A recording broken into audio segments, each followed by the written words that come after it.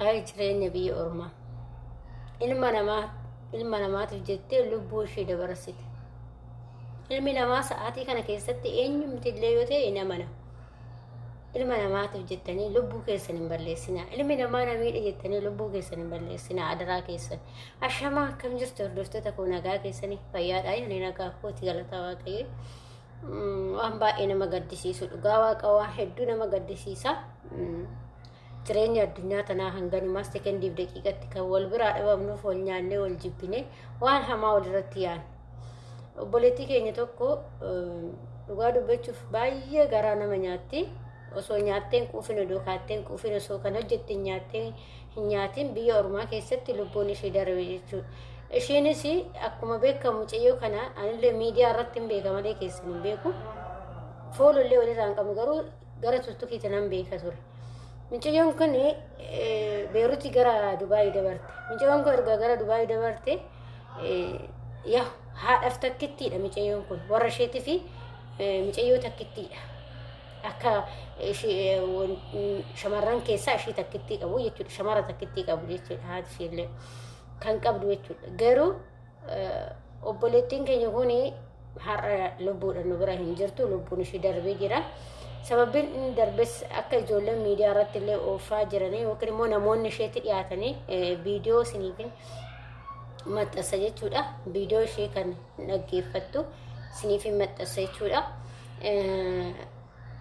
Akka hiriyaan ishee takka himteetti mucayyoon kun baay'ee nama garrameedha. Dhugaa dubbachuuf baay'ee nama gorsiti. Baay'ee nama amantaallee qabduudha. Baay'ee nama gorsitis garuu akka hiriyaan ishee jettu yeroo lama yaalii ajjecha afratti gooteerti. Sababa maalitiin? Sababa hiriyaatiin jechuudha.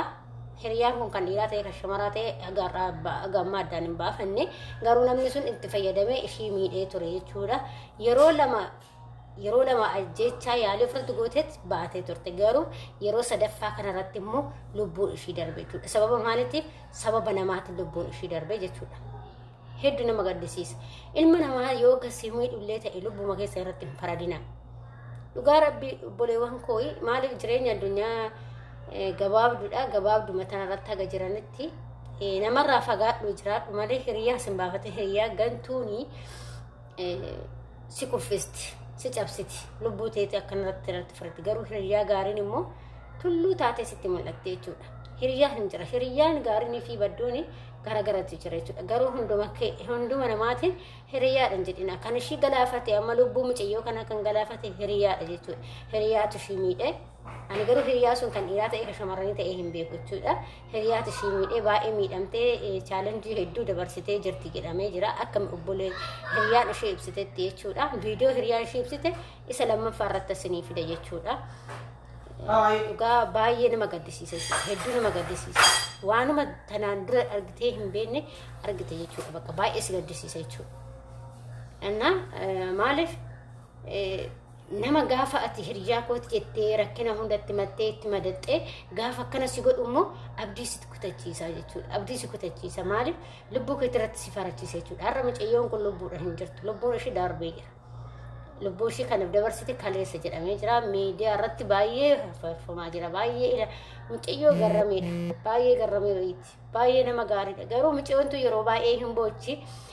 Tuktukii ishee jala galee ilaalee tureyyuu hedduu takka boochi yeroo baay'ee. Rakkina hedduu keessa darbite jechuudha. Mucayyoon kun chaalenjii hedduu keessa dabarsite osoo nyaatin, osoo hin taphatin, osoo hin quufin addunyaa irraa sababa namaatiin dabarte jechuudha. Ilmi namaa akkanas godha. Adaraa keessan obboloota koo ilma namaa irraa fagaadha. Ilmi namaa kun gaafa itti madaqxu eeyya fira sitti fakkaata garuu garagaleetti si galaafata jechuudha. Kanaaf adaraa keessan obboloota koo adaraa keessan of eeggadha. Waaqayyo sinaa eegu. Hiriyaa gantuu irraa waaqayyo sinaa qabu. Hiriyaadha kan nama balleessu. Hiriyaa yeroo ammaa gaariin isin jira badaan isin jira garuu hundaan gaariin jennu hundaan badaan jennu jechuudha. Kanaaf of eeggadhaa waaqayyo sinaa eegu. Hiriyaadha kan galaafatee har'a mucayyoo bareedduu kichuu tana nyaattee taphattee osoo hin quufin garrameeta. Yeroo baay'ee hin boochillee edaa ishii miidhama ishii kana dhugaa dubbachuu fi garumatti qaqqabattee teechu jechuudha. Miidhama ishii kana garuu ol baaftee himattuu garuma ishiitti garuu yaa rabbii koo garuu hin beekani. Ilmi namaa baay'ee kana garaa jabaata. Adaraa obboleewwan koo addunyaa gabaabduu irratti garaa walitti hin jabaatinaa. Waan hamaa walitti yaadinaa. hanga qabda waliin nyaadha hanga dhabda dhiisaa bakka namaaf gaarii yaadi namni waan badaa siyaa yaadu ati waaqarraa argatta waan ta'eef har'a obboleettiin keenya kuni yaw akka hiriyoon ishee ibsaa jiranitti ijoollee isheetti madaqanii ishee wajjin haasa'anii karaa fuula tiktikii ibsaa jiran jechuudha viidiyoo isiniif fide akkaataa isheen taasisan garuu nama baay'ee garramee taate nama baay'ee nama gorsitu ijoollee baay'een iddoo soonu gorsitu atuu booda deemtee dhadheedha bakka baay'ee nama gorsuu jaalatti baay'ee nama jajjabeessuu jaalatti rakkina namaa kan ofii seerra kan namaaf irra nyaati garuu kaayaa hiriyaa akkas galaafatu hiriyaan kana goote mucayyoon kun lama yaalii godhattee ajjeecha irratti sadaffaa irratti lubbuu shobbaasti jechuudha garuu ofumaaf ufajjeefteedha sababa immoo ufajjeefte sababa hiriyaatiif jedhanii hiriyaan kun kan dhiiraa ta'e kan shamarranii ta'e garuu hin beeku jechuudha miidhama baay'ee qabdi jechuudha kanaaf biyya illee galtee biyyatti osoo haadha ishee argin biyya kanatti deebiteedhanii jiranii hedduu garaa nama nyaata sanuun warraaf takkittii taate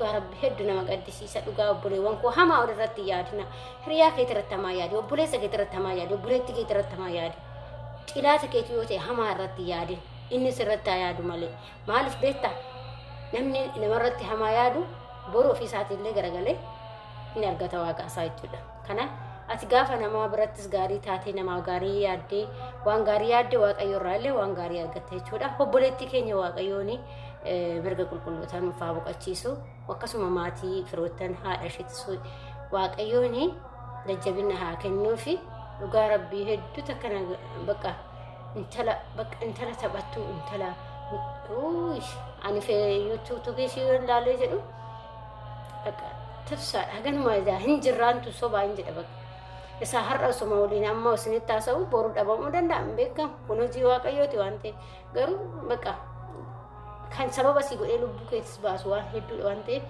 adaraa keessan harka of hin kennina ijoollee baay'ee keessi namaa yaa'u kan beeku waaqayyo qofaatu beeka waaqayyo fi namuma santu beeka garuu keessi namaa hundi namaatu gammachuun qabu ilmi namaa addunyaa irratti kan gammadee jiraatu jiru garuu beekatumaaf gaddas waan gammachuus gaddas waa hundumaa kolfinee dabarsa malee ilmi namaa kan rakkina keessa hin jiru kan chaalenjiin dabarsine hin jiru garuu kolfineetuma dabarsaa jechuudha ilmi namaa kun hundi isaatu garuu immoo obsuu qabdan malee akka garaasin ta'e akka wakin akkan ta'e hin amma mucayyoon takka isiniif fida maal jette anillee guyyaa muraasan booda na eegaayii jette anillee guyyaa muraasan booda na eegaayii jette in jedhamu kunillee obboleewwan koo waan akkasitti si yaadina du'allee ofitti yaadina bakka aduuti guyyaa ishiitu eeggattee nufti maal gochaa du'a keessan ofitti yaaddan kan du'eef maa boonya reesilaa kan durii of ajjeessaa jedha kan waaqayyoo ajjeese kuugunoo boonyi maraannee gumaa jirra biyya ormaa keessatti dhibamee du'ee maatiin isaa gaggalabbatee ol galabbatee